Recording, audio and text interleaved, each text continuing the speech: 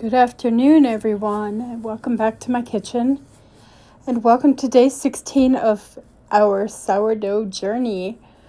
Today I'm going to show you feeding both of my starters, but there's a couple of things I want to go over.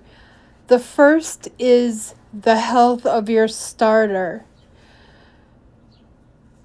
If you're not baking every day, you don't need to use a high ratio to keep your starter alive.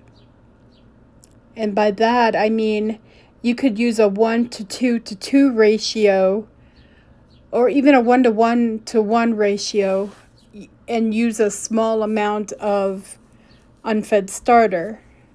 But you have to be careful that your starter doesn't become acidic. If you're going to bake every day or bake every other day, or however you want to work your schedule, then you want to feed at a little bit higher ratio. I myself, like I said, my established starter gets fed, it's usually 5 to 10 grams of unfed starter, 50 grams of water, and about 60 to 65 grams of flour. So I have a really thick starter, not quite a stiff starter, but a thick starter, and I know that it's going to take her a long time to get to her peak. And I will show you a short video of what a starter at its peak looks like. It's not difficult to look at and judge, but I don't want you guys to doubt yourselves. Okay? I know that sourdough seems intimidating, but it's not. All it is flour and water. That's it. And when you make a loaf, it's flour, water, and salt. We'll talk about inclusions later on. But until you're going to bake, you don't need to feed your starter so much water and flour, but you want to keep it from becoming acidic. So you also want to make sure that you have plenty of time in your daily schedule to feed your starter. Now, being that I have a disability, that didn't come out right. Being that I have a disability, I don't really have any time constraints when it comes to feeding and baking and things like that. But I do have problems reading recipes and converting things to grams, cups to grams.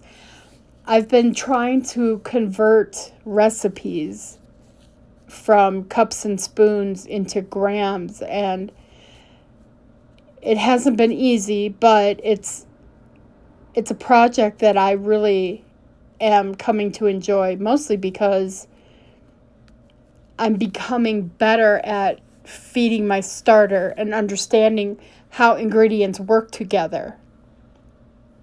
And that's what I'm hoping you all get out of this, is that you get a better understanding of how just simple flour and water and time work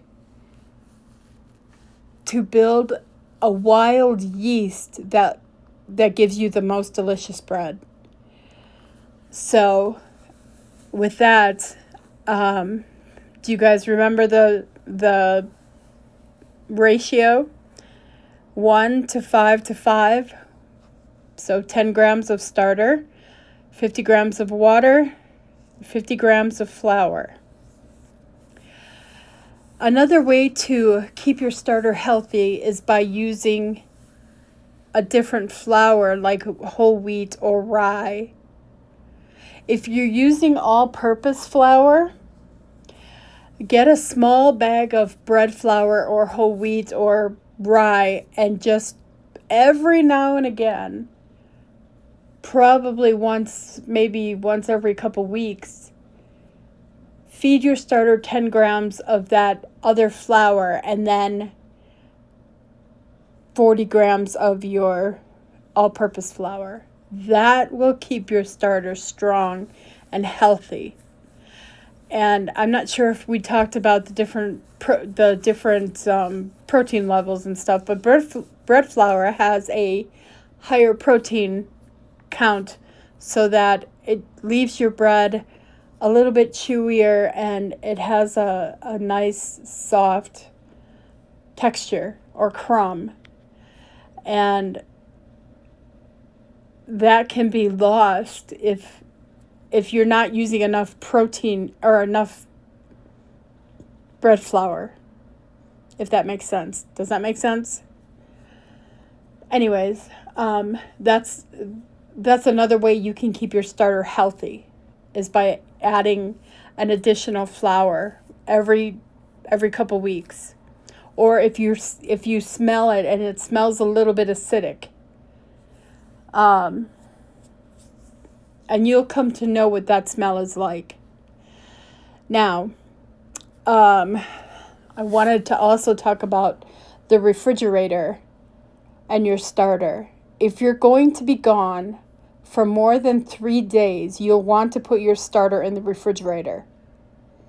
And what you're going to do is get a clean jar, put your normal ratio in there, but you're going to use a smaller amount of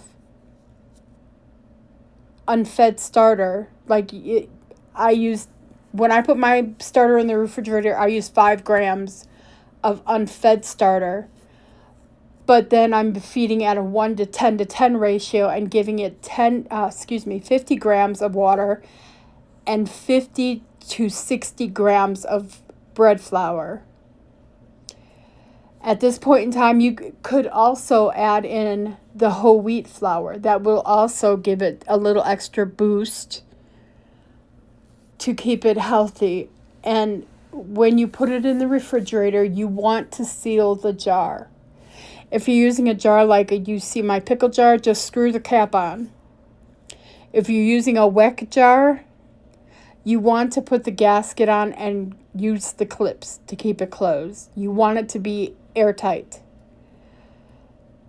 If you're gone for a really, really long time, or you just don't feel like baking anymore, or you don't feel like baking for a while, and you put your starter in the refrigerator, you bring it out and it's got hooch on it, you can either mix that in or you can dump it out. It's entirely up to you. I've seen creators do both. I have never gone that long without using my starter. Because I make a lot of different things with it, not just bread, and not just a plain sourdough bread. I mean, sometimes I make croissant loaves, and I make sandwich loaves, and of course the mini loaves with inclusions. I make bagels and muffins, sourdough muffins. Oh, the best strawberry cinnamon sourdough muffins, yum. But anyways, I'm getting off track. I don't put my starter in the refrigerator unless I'm going away for a long time.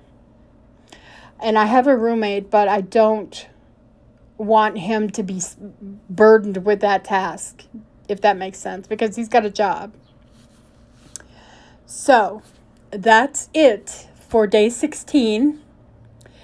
And I hope you all come back and see me tomorrow for day 17. We are just 5 days away from our first bake. Yay!